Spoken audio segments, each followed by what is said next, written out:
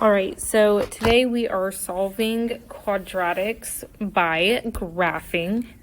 And so first of all, in order to be a solution to a quadratic, the function must be equal to 0. And so we call these solutions x-intercepts. We also call them zeros. I think there's an E. Sometimes there's an E, sometimes there's not. And then sometimes they're called roots. The acronym is ROCKS, if you remember that from day one. ROCKS. Roots, zeros, x-intercepts, solutions. And so we're calling them solutions today because we actually have equations. And so it says find the x values for when f of x equals 0. So we're going to plug in 0 for the entire f of x. So we're trying to find where x squared minus 6x plus 5 equals 0. And so for this method, we're using the graphing method, which for us means Desmos. And so I'm going to call up Desmos. I'm going to do split view, Desmos.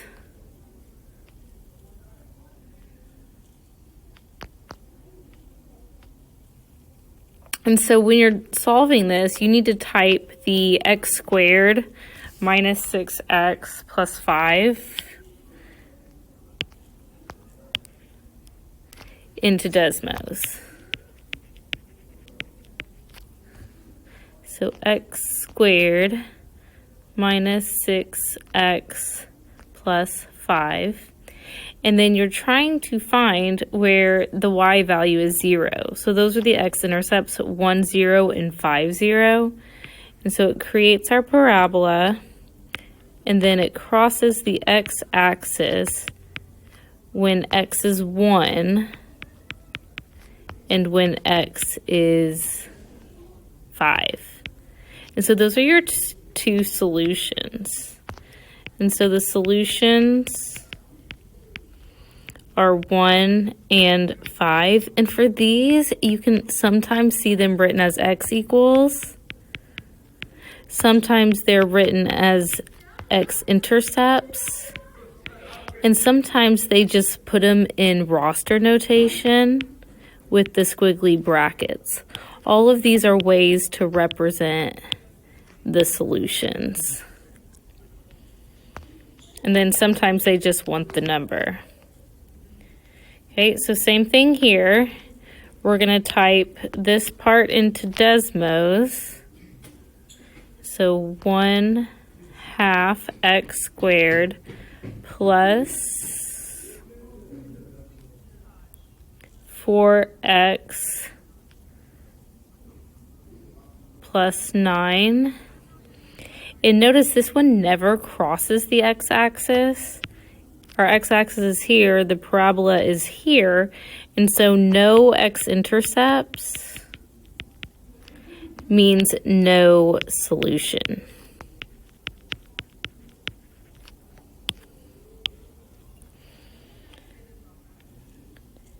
Right? And so if you're given an equation, that's how you find the solution. You can graph it in Desmos and find the x-intercepts. If there are no x-intercepts, there are no solutions. Here, it's saying the table corresponds to a quadratic function. Find the solutions. And so for solutions, remember that's where your y is 0. And so here, I've got y is 0, and here I've got y is 0. And so my two solutions are x equals 3 and x equals 5. Basically, looking for your x-intercepts from a table. Here we've got -2, 0 and 2, 0.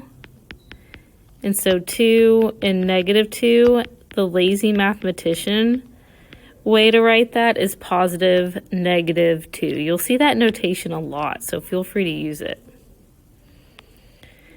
right? So that's how you find solutions from an equation. Here's how you find solutions from a table. And then for the graph, it's even easier. You don't even have to type it in Desmos. You just look for the x-intercepts. And so in this case, x equals 2. In this case, x equals 6. And so those are your solutions. Here we have no x-intercepts. So that means no solution.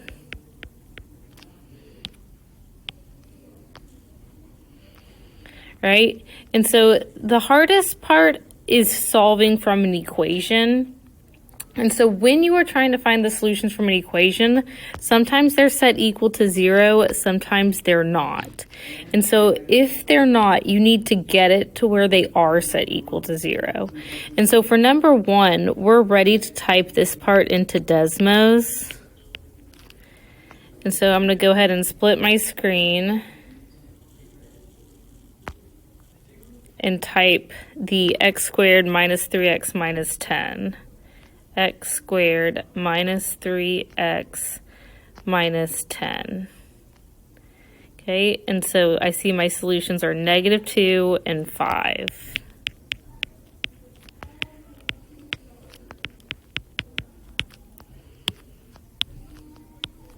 Okay, over here, we're not ready to type this into Desmos because we want this to be a 0. And so in order to do that, we have to move this 49 to the other side by subtracting it from both sides. And so that's going to give me a -x squared plus 14x minus 49 on the left side, and then a 0 on the right side. And this is the part we type into Desmos. Be careful not to combine this -49 with anything, because this has an x, this is an x squared. None of these are like terms, so don't combine anything on this one.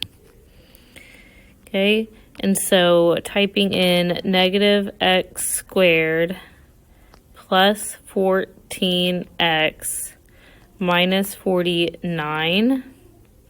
I see one solution. There's one x-intercept. I'm going to draw that. Oop, not with that.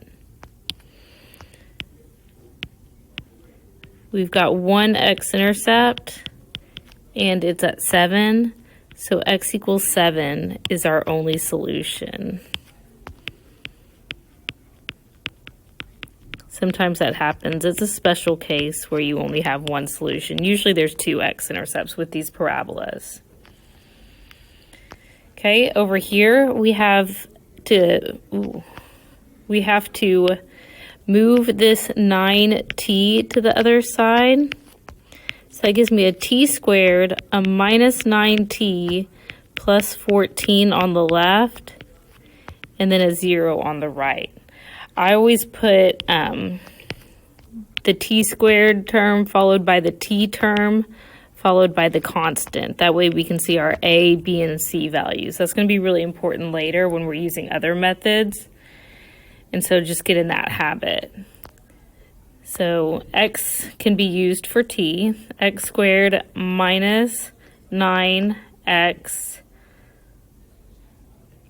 plus 14. Solutions are 2 and 7. Oh, don't say x. T equals 2 and t equals 7 are our solutions. Okay, here we've got 2 terms to move. So remember, when you're moving them, you want the opposite. So minus 2b minus 15 to cancel them out.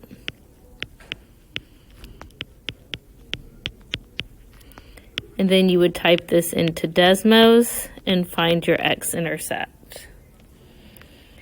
Here, we just have one term to move. And then we can type that into Desmos. Here we have one term to move, and we have a constant we can combine it with on this side. 8 minus 5 would give us just a plus 3. and then we have a 0. And so this can be typed into Desmos.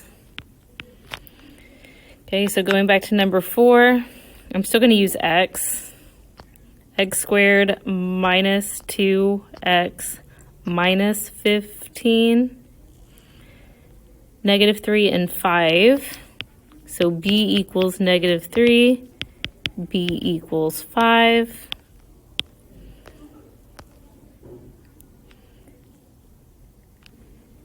X squared minus 81. We've got negative 9, positive 9. Oh.